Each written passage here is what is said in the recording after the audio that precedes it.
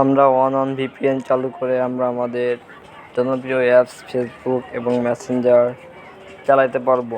প্রথমে আমাদের প্লে স্টোরে যাওয়া লাগবে, প্লে স্টোর থেকে অন ভিপিএন ডাউনলোড করা লাগবে। এই যে এখন ডাউনলোড চলতেছে।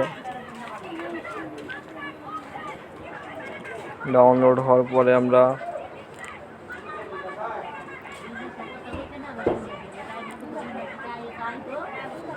ডাউনলোড হচ্ছে, নেট সমস্যা হয়তো একটু, এই জন্য দেরি হচ্ছে। এখনই হয়ে যাবে।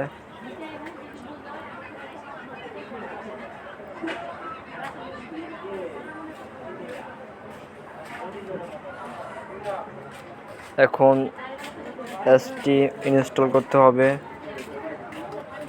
লগ ইন করতে হবে, নেক্সট, তারপরে অ্যাকসেপ্ট, তারপরে ইনস্টল ভিপিএন প্রোফাইল অ্যালাউ।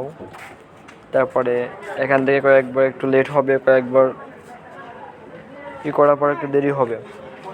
এইভাবে সহজ কানেক্টের মাধ্যমে আপনারা আপনার জনপ্রিয় অ্যাপ ফেসবুক ইউজ করতে পারবেন।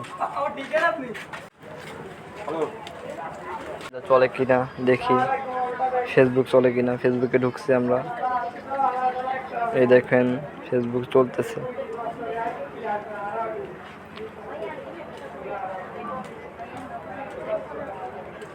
চলতেছে।